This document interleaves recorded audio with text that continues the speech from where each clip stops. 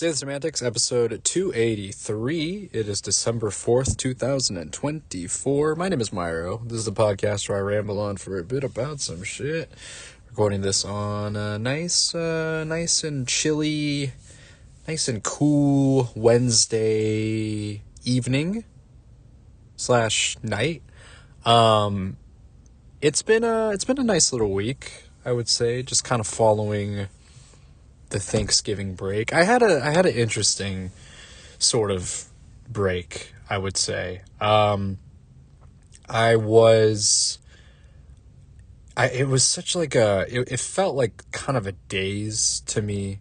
A lot of the time, I think when it comes to holidays and periods where you are sort of, I don't know, just taking time off or whatever it might be, it's sometimes it kind of, I feel like sometimes I'm like in this sort of like malaise, you know what I mean? And I sort of struggle at times to feel kind of motivated or feel just sort of like I'm just kind of like shrugging my shoulders. I'm like, I'm just kind of, I'm trying to, enjoy the time that I can, but I think it was like a number of factors. One, my sleep kind of got really funky, which is like, Myro, you talk about your sleep every episode. Like, what are you talking about? You talk about your sleep all the time, but it felt even weirder this time around. And I don't know.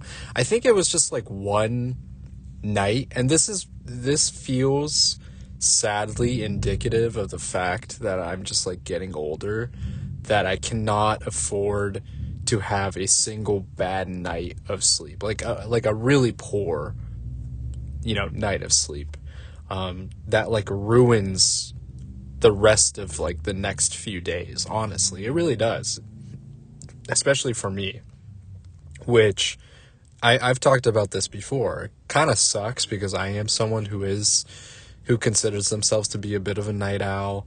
I like to kind of stay up and do things and, I don't know, catch up on things that I wasn't able to do during the day.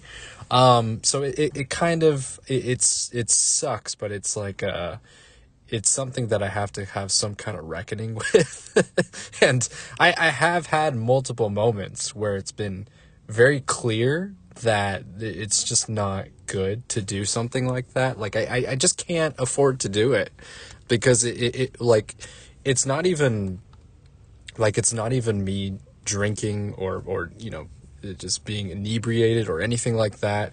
It's just because I don't do that really.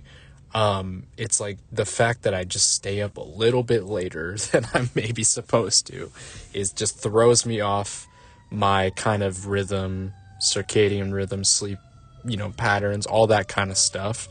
And I feel this kind of past period where I've had a bit more time, I had a bit more leeway, and things that I would, just being able to have the ability to stay up. So because I didn't have, other obligations the following day is it's kind of a recipe for disaster for me a little bit. Like I need to be routine. And honestly, it was weird because it's like, most of the time when you come back from a break and you're going back into work, you're getting this sort of sense of dread. You're like, damn, I got to do all this shit. Like, it's just, it is what it is. But honestly, it felt like I actually felt, and this past week has been kind of weird because there's some mishaps. I didn't have Wi-Fi at my house, so I had to like go out and work instead. And I was able to make that work, but that was still kind of like another screw, just like another wrench in the whole, in my, typical schedule. But honestly, Monday, going back into just my typical routine, I felt a lot better, and I felt that I got enough sleep and everything. And, yeah, I mean, I'm a creature of habit. The things that work for me for a reason. And being able to stick with that is something that allows me to feel okay, like feel good sometimes, but also just in general, just be stable and not just dip into like, whoa, I just completely am off, and I don't have any sense of like what I don't know what kind of direction I want to go with the rest of the day. Like that's just, and that's kind of how I felt in this sort of past weekend, and it was weird. I don't know. Like I enjoyed the break, of course. Like it's nice to take some time off, but just having, I don't know, some semblance of a schedule or something, just kind of falling back into that, and obviously getting enough sleep was kind of good. It was good, and I feel all right this week. And yes, I don't know, just coming back to equilibrium's not the right word, but sort of going back to the thing that works. You recognize that there is a reason that it works, and you try to stick with that. You know what I mean? Like it's sort of like and it is kind of building like a good habit in a sense, right? I feel that I've been doing all right in terms of like sticking with a routine that works for me and that kind of thing, and not getting like stuck in my head about, oh, is this the right way of going about it? It's like, no, I feel pretty comfortable with my sleep schedule. Obviously there are some things that I can tinker with in terms of like when I wake up or whatever, or the amount of screen time that I have before I go to bed, and those sort of things. Those are things that I'll have to continue to be better about. But for the most part, I think I have like a decent sense of what I feel is comfortable. But it's just like it's like I also just have to recognize that if I do fall out of step, like I kind of did, I can find myself to get back to where I was before, and it's fine. It happens, you know what I mean? Like sometimes you just get led astray. You'll find footing in some way, shape, or form again. Anyways, this week's been pretty, like there's been some stuff regarding like we got more Switch 2 stuff. I don't know how much more I can really comment on it like until next year, but there's more rumors and more things, more potential leaks that are coming out. I'm taking those with like the highest and heaviest grain of salt. I just don't feel, I don't know. It's kind of, the ball is in Nintendo's hands. Like that, it is just sort of out of, I don't know, how much more speculation can you really give to this? I think the most likely thing, and they've already addressed it, they've already mentioned that it's going to be announced before the end of the fiscal year, which is March, so most likely timing, it's going to come soon. I think people are just really antsy and just wanted to see it revealed, which I myself do as well. I think I was feeling much more, a little more impatient, if you want to call it that, during like September, because that's kind of when the real rumor mill was really churning, and all of these like significant leaks. I think like the factory leak was probably the biggest one, where we saw like a prototype of the build itself. That was probably the most significant thing that came out during that period, and so that there was kind of heavy speculation that September would be the month, but that's since passed, and I think it's gonna be February would be cool because birthday month, my birthday month. Like there's been some nice surprises that I've gotten, gaming related surprises that I've gotten during the month of February, during like on my birthday and stuff. Like on my birthday, for example, Xenoblade 3 was announced, which is huge for me. I think there's probably some other Switch related stuff that were announced on that time, on my birthday and stuff. So I've been lucky, and I think it's possible that it might line up with that timing. So it would be cool if it's announced. Again, and I say this all the time, it's like I'm trying to like convince myself that I'm not gonna get the game, or I'm not gonna get the console on release. It's like I'm not gonna get it, but it's like there's like a certain part of me that's like,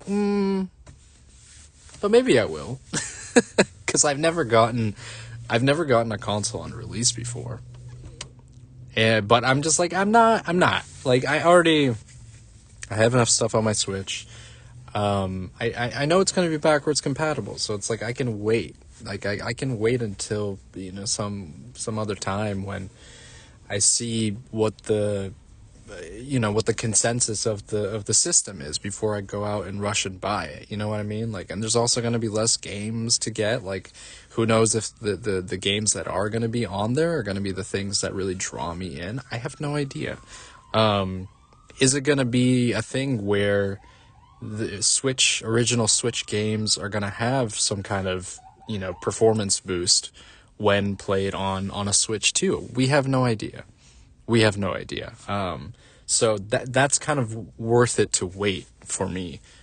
But, but part of me is still like a little, I don't know, there's still a part of me that maybe wants to get it on release, even though it's like, it's not optimal at all for the reasons I've mentioned.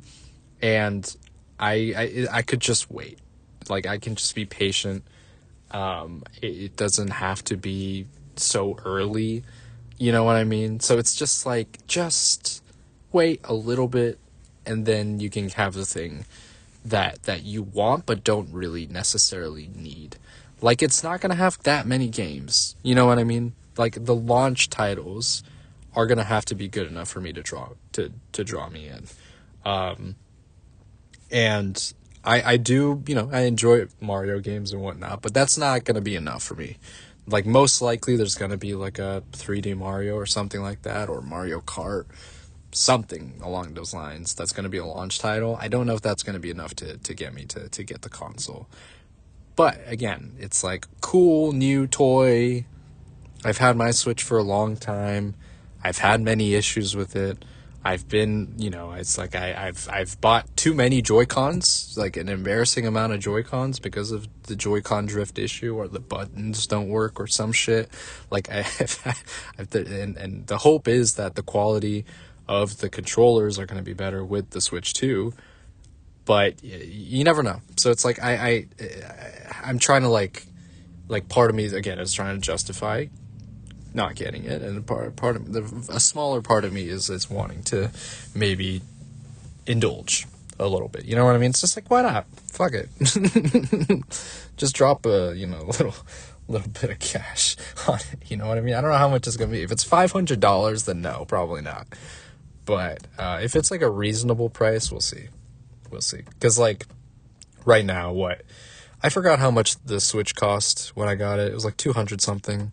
Which is like a pretty good price for like a pretty reasonable price for a console. But if it's like 500, it's like, nah, I think I'm good. I think I'm probably good. So that might deter me. We'll see. I do think it is fun to see, the speculation just kind of continue to roll forward, despite the fact that it is highly unlikely that any news is going to come up anytime soon, at least until the end of the year or next year. But it's just, I don't know, it's fun to be kind of part of those conversations, despite, having despite feeling pretty confident that nothing's really going to happen in 2024. Speaking of games, I mentioned that I was going to play Hyper Light Drifter this weekend. Mentioning that was kind of be the next game that I was going to get into. And, I picked it up.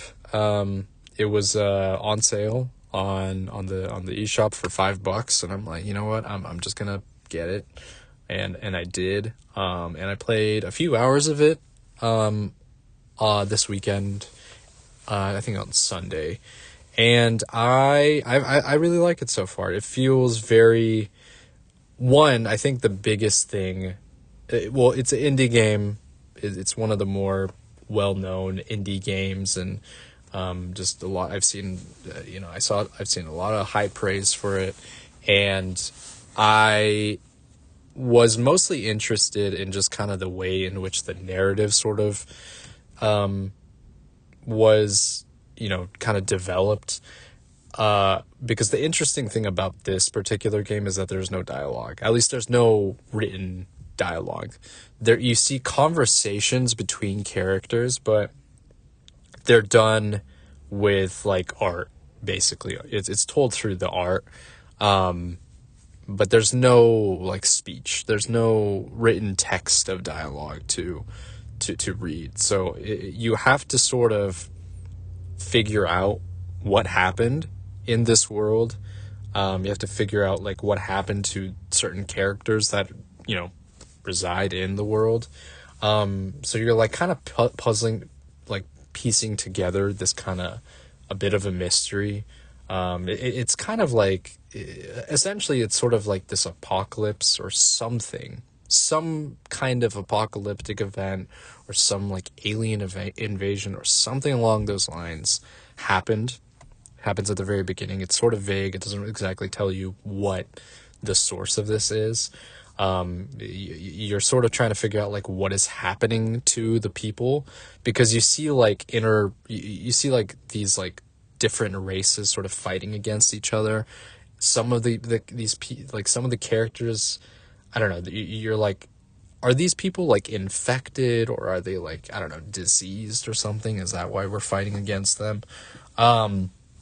Really, it's interesting. You're trying to like kind of figure out what's happening exactly. And you also get this kind of sense with your main character who you're controlling. He keeps like coughing up blood, which is kind of the universal sign that like a character is like sick. Like, in a movie when a character is coughing, it's like, oh, he's gonna die. Like, it's like he's sick. It's like almost, I don't know what to call it. It's almost like it's like a signal of sorts. It's like, it's like the universal sign that someone is sick and gonna die in the movie. And so I'm expecting that's probably going to happen at the end of this. I don't know exactly, I have like a sense of where this is going, but I think the overarching mystery is like what happened to this world, and, how does your character sort of deal with it? How do the characters in the world deal with it? And what exactly are you doing? Are you trying to like restore power to the world? Are you trying to restore some semblance of order in this kind of broken world where, so many characters are like dead and civilizations are like almost wiped out? Like, what exactly is kind of the goal here? Like, how do you restore this world by yourself? I don't know. It's very interesting. I love the art style. The soundtrack is really interesting as well. There's like some really beautiful pixel art, especially like the opening scene. Just that alone was really impressive, and I really, it's just such like a well done piece. And even each like screen, if you want to call it that, each like section of the game has some really cool, like, I don't know, like you get these like giant structures, or like these giants, like these like giant creatures as a part of the environment. Like they've been dead for maybe a little bit, and now they've like, you see like the vegetation sort of like growing through them, and it's just the art itself, it does such a good job with, despite the fact that there's not like a ton of detail or anything like that. Like really cool stuff. Like, this is sort of like, it's kind of the quintessential sort of like indie art, like kind of style, where this is where like indie games really, this is where you see their strength, you know what I mean, is in the art direction, in the art style, and all that kind of stuff. So if you're a sucker for that kind of thing, I recommend checking it out. The gameplay is tricky. It is action heavy, sort of like a, top down hack and slash sort of thing, hack and slash like shooter sort of thing. I'm not good at it. I'm really bad. It's like, when it comes to these types of games, including something like Hollow Knight or Celeste, but Celeste is more of like a platformer, but I'm just so bad. Like, it takes me a long time to really get a grasp on being like even decent at the gameplay, but I think it's good to have that kind of challenge once in a while, you know what I mean, where you're sort of, you have to be patient.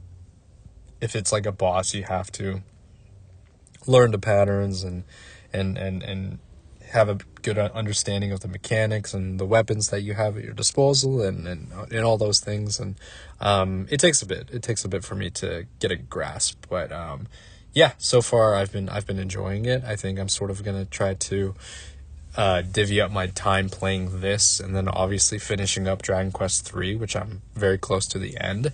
So yeah, I think that's probably going to take up most of my December time for games, unless something else kind of comes up that catches my interest. But yeah, I feel very I don't know, I feel good about that. I do want to hold off.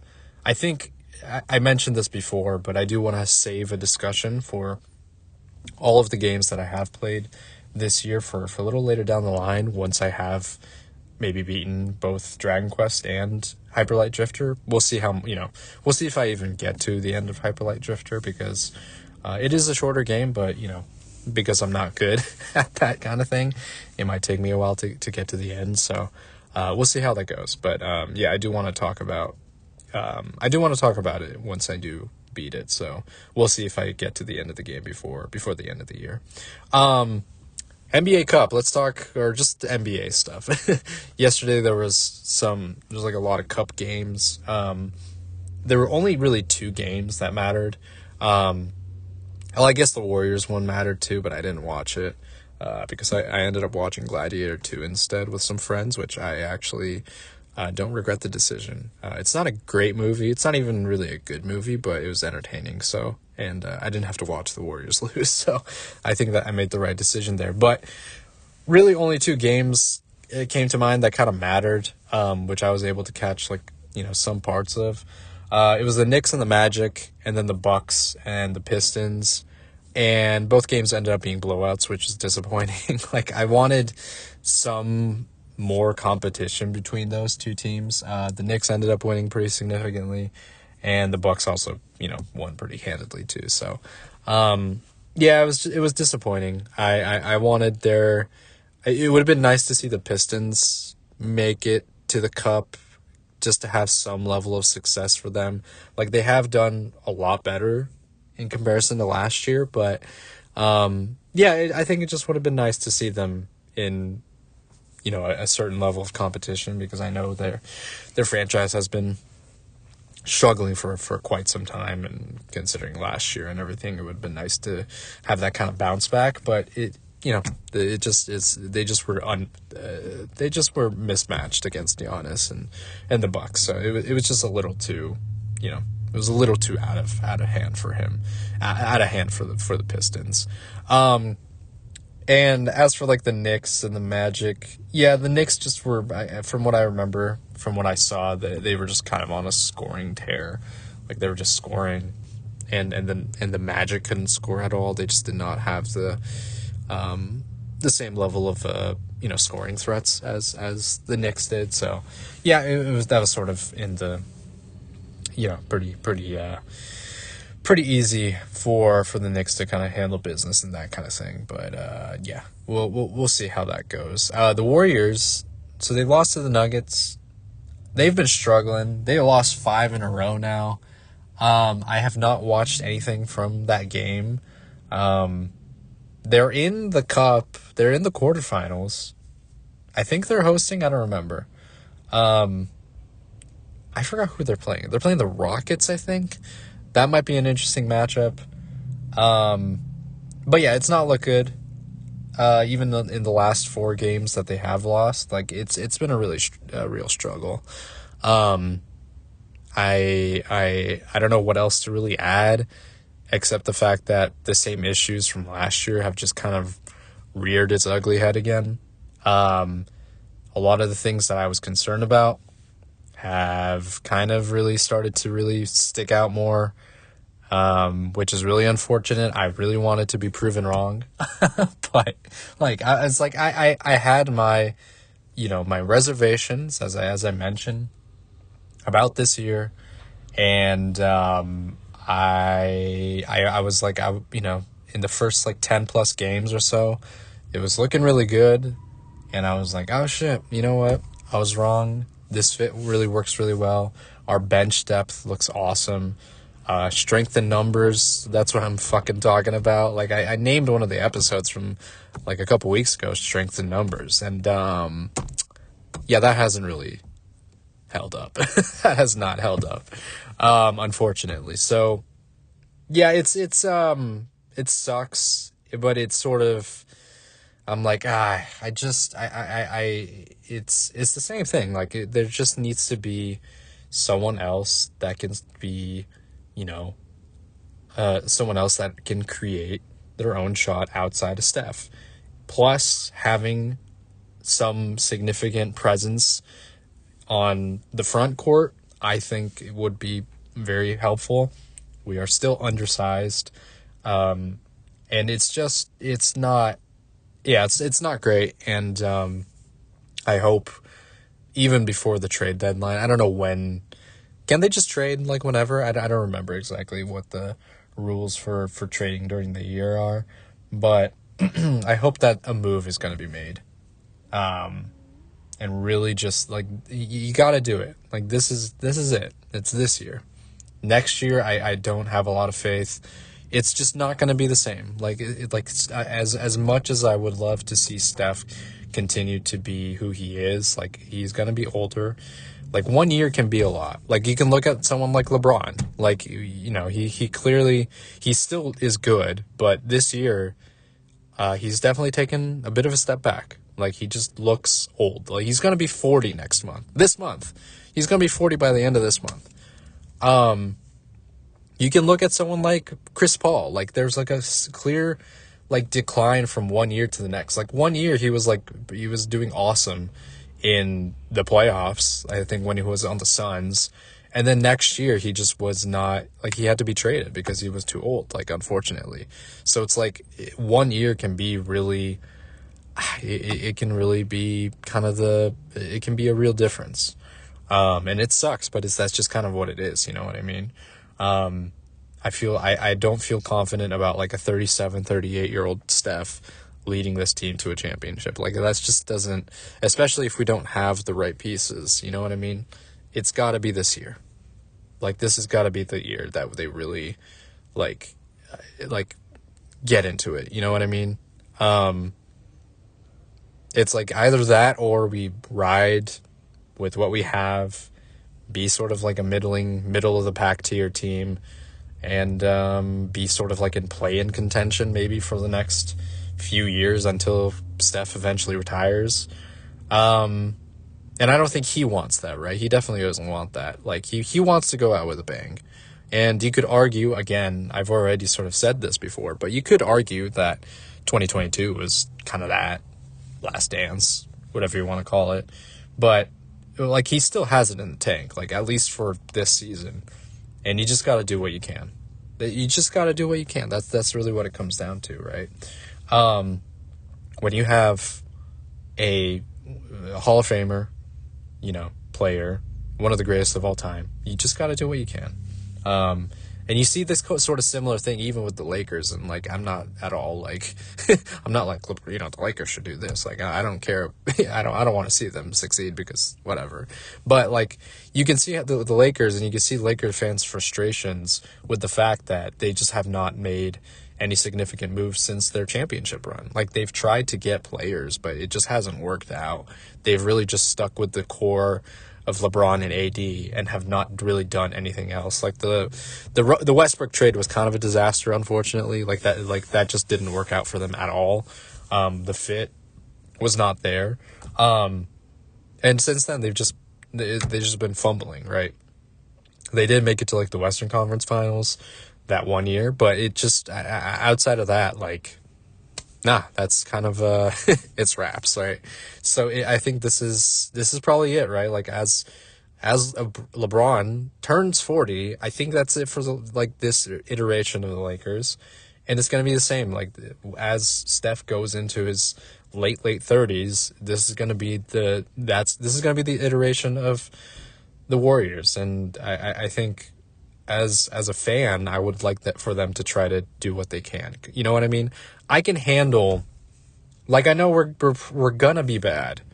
Like, we're gonna be a bad team eventually, like, soon. Like, I think we are. Like, in 3-4 years, we're going to be, we're going to be developing. And that era is going to come to a close. And it's going to be something that you just got to come to terms with, right? But I will accept that when that time comes. But with what we have right now, you just got to do what you can. You just got to do what you can. You know what I mean? Like the perfect situation would be like, regardless if they, somehow get like a trade going and get like go on a good playoff run. Maybe they don't win the championship, but at least they give it one more shot. And then they kind of transition into, again, like a rebuilding, developing team. And then somehow you build back up. You look at I think a good example of that is the Spurs or the Cavs, right? Like they've, when LeBron left the Cavs, like they were, not good. And then they drafted really well, got Garland, got Mobley.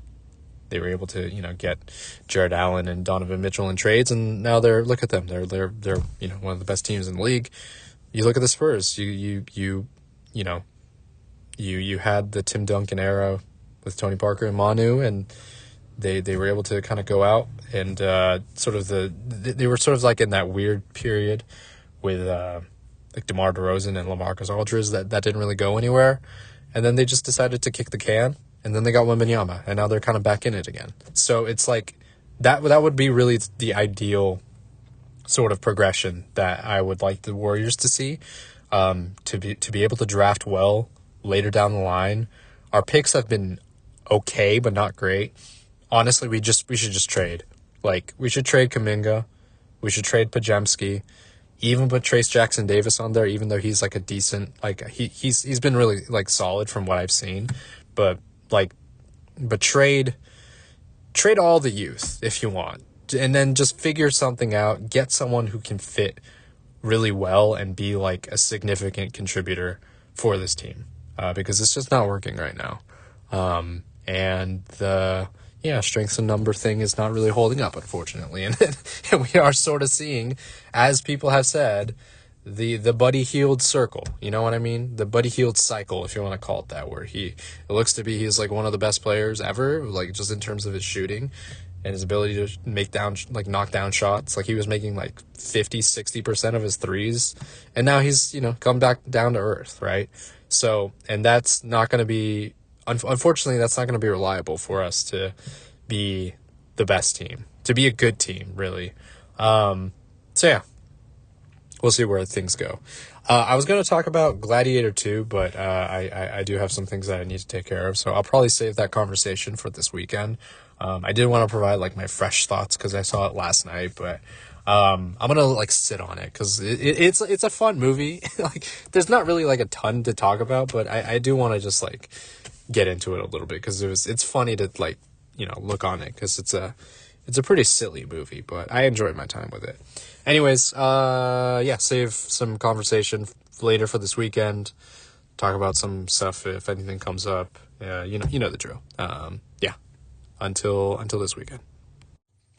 All right, recording this on December 8th, 2024. It is a Sunday, a very early Sunday morning as I am recording this.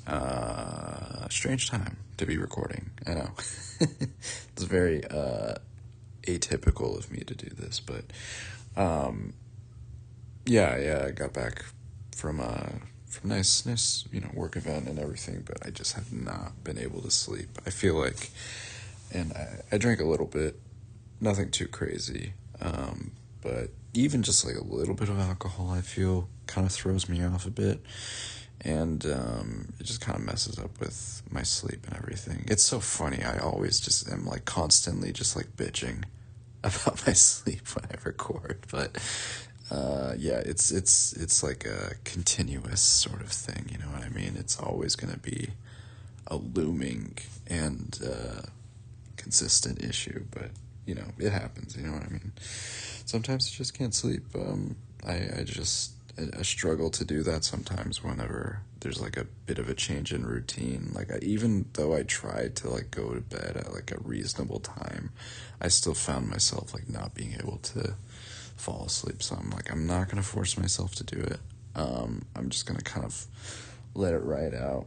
And yeah, I'll see if I kind of naturally fall asleep over time. Maybe this will sort of tire me out. We'll see. We'll see if this is kind of like an experiment that I can do. But yeah, I was gonna like might as well just take advantage of it and catch up on some stuff. I was gonna record yesterday, but I didn't. I wasn't able to find the time to do so. So might as well take advantage of that today, because there's decent amount of stuff that I want to catch up on.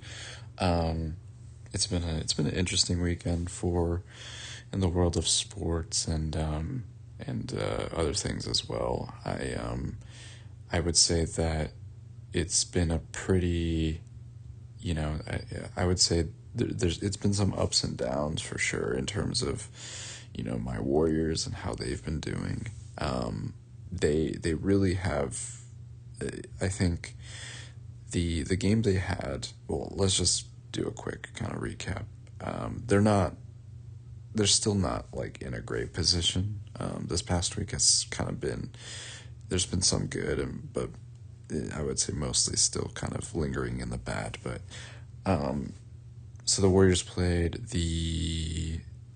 who did they play? They played, oh my goodness, I can't even remember. They played the Wolves on Friday and they lost that game. The game before that, they played the Rockets, which was, it was an encouraging win. Kuminga had a really nice game while Steph was out. And it was Kuminga and Wiggins. They sort of had like a nice combined effort to put away the Rockets. And I thought it was a very commendable and it was an impressive win. But I still had kind of like a thought in the back of my mind where I just was not confident enough to sort of ride it out. I think Kuminga has had games similar to like this one in the past where he is able to kind of step up to the plate when like maybe Steph or some of the other players are out, and it's really encouraging to see that. But he is just not consistent enough to really be able to be considered like a reliable second option for this team. And while I do appreciate everything that he has been able to produce for the team and him being able to contribute is good, and I do think that the Rockets game was encouraging in some ways, I feel that it is just kind of indicative of the performances that he's had in the past, where, again, like I said, he's able to put up decent numbers in stretches where Curry is not the primary scorer and he's not on the court, but he's just not able to kind of do that in tandem with him for some reason. I don't know. It's sort of an interesting problem. I think it more so points to the fact that he kind of needs his own space to maybe develop as a potentially, really, I don't know, a really good player in this league. If he's given a chance on a team that isn't required to be, in sort of playoff contention, really, I think. It's just a little hard to see what his position's going to be on this team moving forward if he's not able to be consistent enough, you know what I mean? And that kind of sucks because it's like, he was our draft pick. He was our, seventh pick in the 2021 draft, I think, right? 2021 or 2020 draft. And, yeah, he's had his ups and downs. He's had some really nice moments, but overall it's just not been enough. And, I think, yeah, there was some reports with, Shams talking about, trying to get a secondary score alongside Steph, right? And I think that's kind of the idea that a lot of people have had in mind, including myself. Yeah, I think it's time. So I believe that not the trade deadline necessarily, but trades are going to be able to be opened up following December 15th, I think is my understanding. And I think that's, that's coming up in about a week or so, and I think that I really hope to see some movement. I hope that they can try to maximize what they can get. Just move what you can. Obviously, they're probably not going to move Steph or Draymond, maybe not Wiggins, but I feel like everybody else is kind of on the table, and I'm fine with that, you know? Obviously, you don't want to gut your depth too much, but like, you gotta kind of, I don't know, like how top heavy do you want to be? I feel like you can. I mean, in the days of the KD era, like you were able to kind of make that work because you could have any of those like 4 or 5 players on the court at any time, and you would have like a pretty decent team. Like either if Steph or KD or Clay was on the court or Draymond was on the court at the same time, like you were gonna have like a plus team. Obviously, it's not going to be the case this time around. So I think it's like it's a little tricky, you know. Obviously, in theory and in an ideal situation, we would want to get like whoever that secondary scorer is, like to perfectly kind of slot them into the starting lineup alongside Steph and Draymond. But I don't know. I'm trying to think of who that player might be. Like these, who comes to mind, I would say is Cam Johnson and Zach LaVine. I would say, right. I think Zach LaVine is a little tricky because of his defensive, him being kind of a bit of a defensive liability. I think that other the other players on the court will need to sort of cover for him a little bit. I don't know, maybe in the Warriors system he would fit well to be sort of like a good team defender of sorts. But I don't want to put too much stock into that. I think he could be like a really good scorer alongside Steph, right? He could sort of, I guess, substitute or rather take over Clay's, position before, he unfortunately kind of declined in terms of his output. But I think it could work. I'm a little hesitant. I think with Cam Johnson, it's a little bit more of a. I think you can kind of bank on him a little bit more because he is like a really good two-way player. I just don't know how much of an offensive punch he's going to be able to provide. Is it going to be enough to push us into like a championship caliber team? You know what I mean?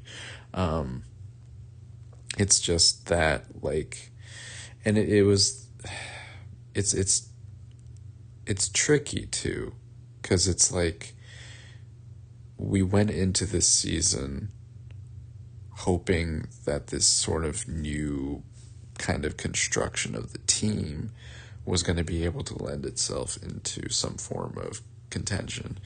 And we saw what they could do for the first couple of weeks of the season, or the first few weeks of the season, when they were, when they held the number one seed for a brief period of time. But it just was not going to be reliable over extended stretches of time. Other teams started to kind of poke holes into our defense. Larger teams were able to take advantage of us, played like Jokic. Longer teams like the Nets, they were able to kind of do some damage to us. I think, and just teams with maybe a bit more energy, with a bit more forthcoming, I don't know, I think has sort of rendered this 12-man rotation that they had going to be a bit just kind of nullified, right? And I think that it just was not gonna. It was the same issue that we had last year, where we came out really aggressive. We looked really good. We had one of the best defenses in the league. One of the just the ball movement and everything. But as shots stopped falling, in the case of like Buddy Hield, who has unfortunately reverted back to kind of that the Buddy Hield cycle of looking like one of the best shooters, one of the best players in the world, and then to regressing back to kind of the mean, if you want to call it that.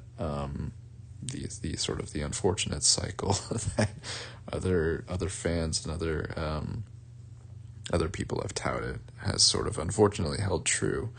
But alongside him, other players have stopped making their shots. Lindy Waters, Moody, although Moody has been pretty solid for the most part, but Pajemski can't hit shit. Like, it's just they just don't have what we thought were the shooters are just not.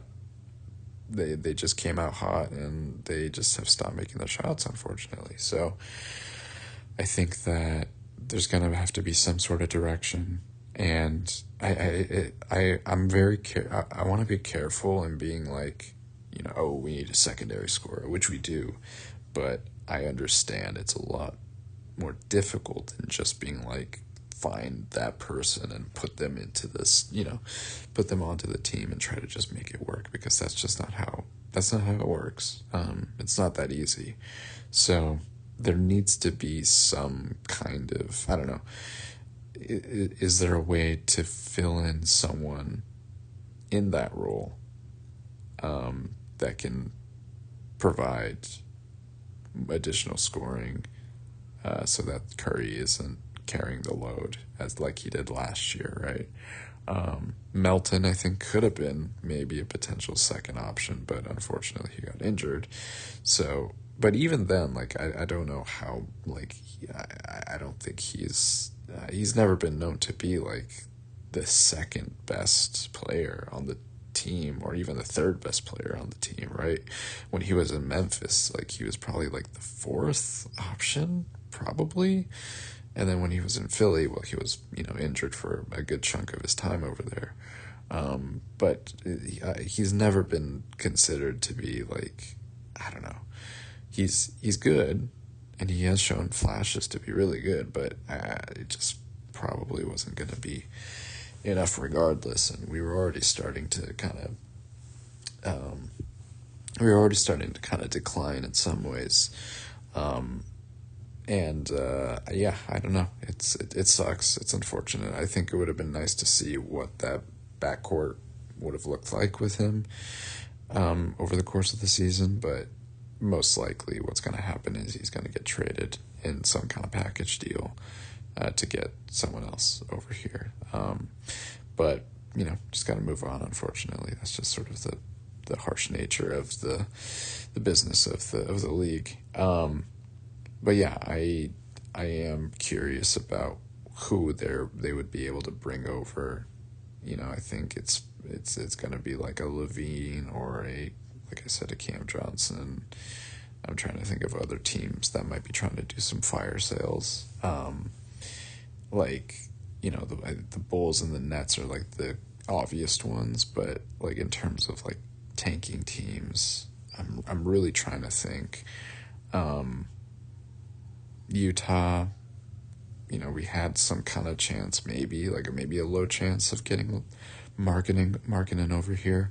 Maybe like a Jordan Clarkson. I don't know. Is that enough of an offensive punch to get us over the hump? I don't think he's really that well known for his defense. I feel like he's probably lower on the totem pole, like in comparison to like a Levine or a Cam Johnson. I don't know if he's going to be enough, really. Just like looking across the league, like Portland most likely is going to make some trades. Jeremy Grant? How does that work? Jeremy Grant, would he work well on this team? Like, that could be interesting. I don't know if that's really been considered. Like, most likely Portland's going to trade him, Anthony Simons, maybe Aiden, and also like Robert Williams possibly. So I don't know. that could be interesting because I think he would be like a pretty solid, you know, maybe like 3 and D player. I don't know if his position would be maybe redundant with Wiggins. Like, would it be like, would we put him at the 2? And then, or maybe like have him or Wiggins at the 2 or 3. That might be interesting. Like a big backcourt. That would be pretty good, actually, honestly. Maybe that might be interesting. Maybe they should look into that. But is he also going to be good enough to be like, you know, I think multiple moves are going to have to be made. Like, we're going to have to get like, a decent secondary score, and then we're also going to have to find some type of like length. You know what I mean? Oh man, you know what would have been sick? It would have been awesome if we got into Hardenstein. It probably wasn't going to happen at all. Like, it felt sort of inevitable that he was going to go to the Thunder, or it was either going to be the Thunder or the Knicks. But man, that would have been so awesome. He would have been so good for us. But you can dream. Anyways, this is something that I'll probably be thinking about over the course of the next week or so. And it's just, it's going to be an interesting conversation, right? We're going to play the Wolves again later today, and I don't know how I feel about that. I this whole like kind of baseball series where they do, they play teams back to back. I just, I do feel like we have a better chance of winning this because like it is hard to beat it's hard to beat the same team in the same place at home back to back. But I don't know how confident I'm feeling about that. I'm pretty sure we had this last year against the Wolves and we lost both games, so I don't know. We'll see. Anyways, I am cautiously optimistic about the trade prospects for the Warriors moving forward, and I will be keeping my eye out on, and I'll probably talk about as we get closer to the trade, not deadline, but the trade opening day, and maybe talking about some other ideas that maybe pop up into my mind of potential players we could get. Speaking of other stuff, other dates coming up, the Game Awards are right around the corner, I believe. Let me just double check. I believe that the Game Awards are gonna be on this upcoming Tuesday, December 12th. Now, I'm not someone who's like the biggest Game Awards fan or anything like that. I'm really not. However, I do think it's a nice time for like celebration and stuff. Like, you can levy a lot of criticism and cynicism towards the Game Awards, like how it's basically just a giant advertisement. I get that. I understand that sometimes it's a little cringy.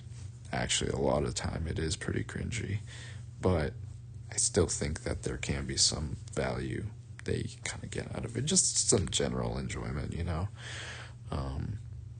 I don't know, sometimes it's just fun to check in on what's going on, even if you don't have anything really invested. Like a couple of years ago, when Xenoblade 3 got nominated for Game of the Year and also Best Music, I was like, oh shit, this is good stuff, man. I didn't really expect it to win, but I did actually tune into the show and, listened to it and checked it out and stuff. Last year I was not as interested because nothing was really hooking me in, but I don't know, this year maybe there might be something. There's been some speculation that there might be some interesting announcements that are going to be made, so yeah, I don't know, it could be fun, and I'm looking forward to it. I think it'll be interesting. It's not going to be like the highest or craziest thing, but it'll be fun. That has me thinking about. I think this upcoming week, what I'm going to do is I'm gonna try to figure out. I want to kind of look back, and I've already mentioned this past week, but I really want to like look back on the games that I've played and everything like that. So a little 2024 video game wrap up of sorts, and my game of the year. Ooh, what's gonna be my game of the year? But yeah, I think that might be kind of a fun idea. That sort of has me thinking, I want to save this conversation for when I'm, actually kind of talking about it. But it has me thinking about Outer Wilds again. And this game continues to just remain just residually or whatever in my mind as time goes along. I have such a interesting kind of relationship with this game and how I think about it, because the last time I talked about it, I mentioned that I was frustrated because I couldn't get to the end of the game, and I was like, I knew what I had to do, which is not totally true. I'm still trying to figure out what I need to do to get to the end of the game, to see the ending. And I was sort of frustrated with that. I was a little frustrated with the mechanics and the controls and all that stuff. But I feel I don't want what I said to like disparage my experience that I've had with this game, because I just don't want it to like, I don't want to leave it off on like this sort of bad taste in my mouth, because I feel like that would just be a disservice to what I have been able to experience with the game, which has been really honestly some of the most genuinely cool moments that I had with really any games, in terms of discovering how to maneuver just the solar system in this game, and the secrets and everything like that, and being able to like figure out what you need to do is, I can't take that away, and I don't want to leave a bad taste in my mouth simply because I can't reach the end of the game. Eventually, I think I really do want to try to beat this game. I just think that I need to be patient. That's really what it comes down to. I sometimes think, and I talked about this a little while back in terms of how I view completing games and that kind of thing, where, I don't know, so, I still, I think I've had a better approach in terms of how I approach completing games, where I set forth on playing through a game and seeing it through to its, natural conclusion, if you want to call it that. But I still think that there is a part of me that I sort of look at it as a bit of like a checklist of sorts, where I'm like, okay, that game is off my list. And that does give me a lot of satisfaction, It gives me a lot of satisfaction completing games. Like, that's part of like why I play. Of course, experiencing the game, but also just like completing it and having it being stored in like my memory bank or whatever you want to call it. But I think I still struggle to be like, you don't need to like beat this if you are forcing yourself to try to complete a game, then you're not having fun with it. Like, and what's the point if you're not having fun with it? Like, that's the ultimate point of doing this thing, right? And so I still kind of am like trying to like tell myself that I shouldn't strive to simply get to the end of something, right? Even if it is satisfying to do so, because it will take away from my enjoyment of the full experience of struggling through to figure out maybe the puzzles or or whatever, or maybe I'm struggling to get through like a difficult boss or that kind of thing. You know what I mean? And I feel like in the case of Outer Wilds, the importance of this experience with this particular game, because it is a really special game. It really is. I just I feel my my feelings towards the game in terms of my frustrations, they are I still believe they are valid. Like I can still be frustrated with the game, but I also really want to impart that this game is very good and it is really important, and it's like it's such a piece of art, and I really don't want it to I don't want just like my little gripes with the game to overshadow what has been a really just awesome experience. You know what I mean? Again, I haven't beaten it.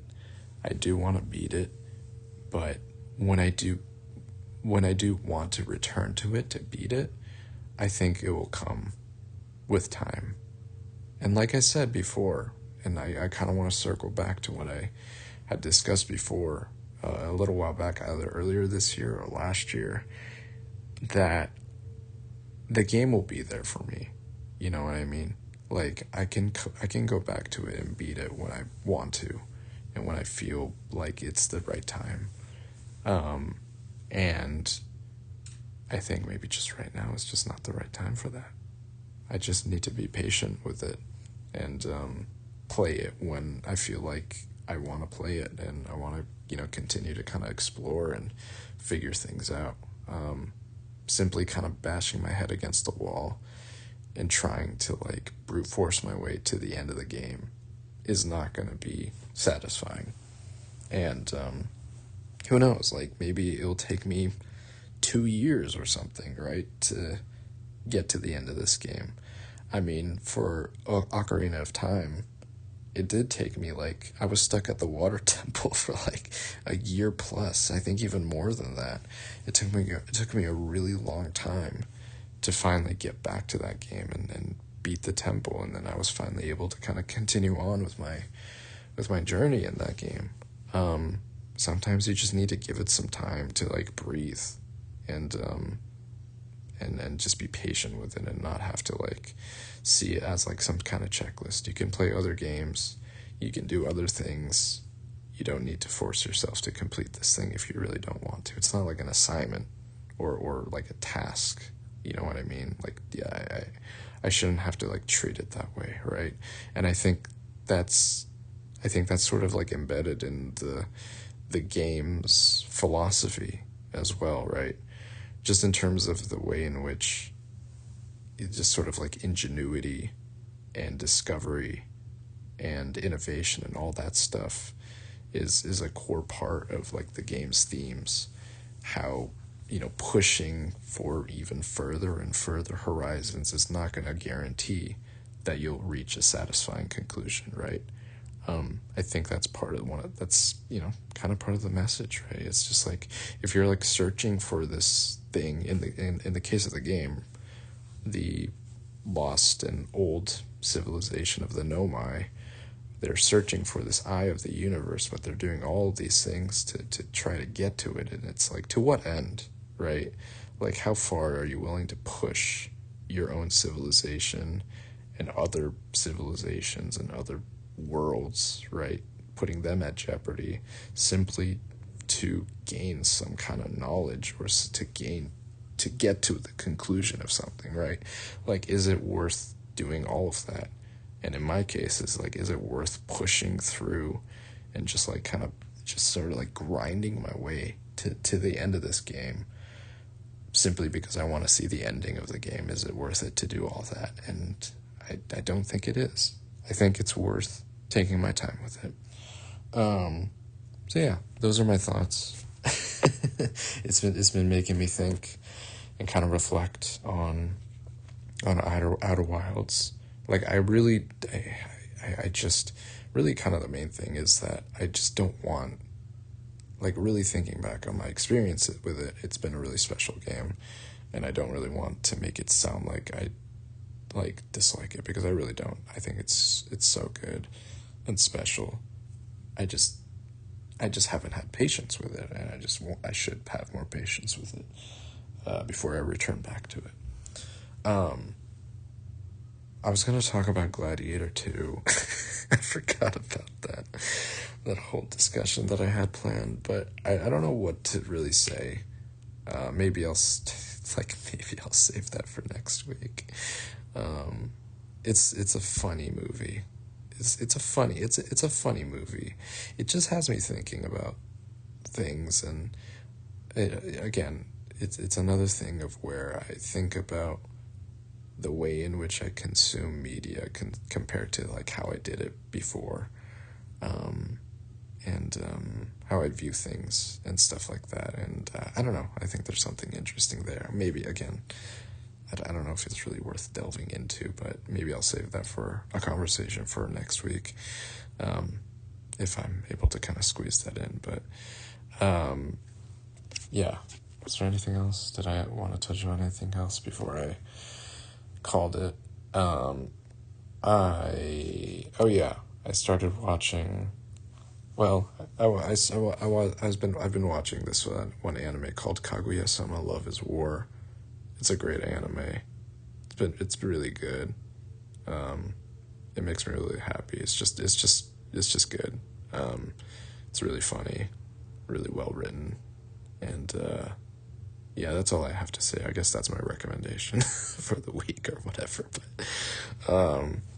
yeah, I'm gonna leave it off at that, and I'll probably talk more stuff as the week goes on. Give my thoughts on the Game Awards. Give my own Game Awards, and yeah, I hope people have planned for this upcoming week. Anyways, that's gonna do it for this week's episode. Thanks for listening. As always, this has been Save the Semantics. Signing off.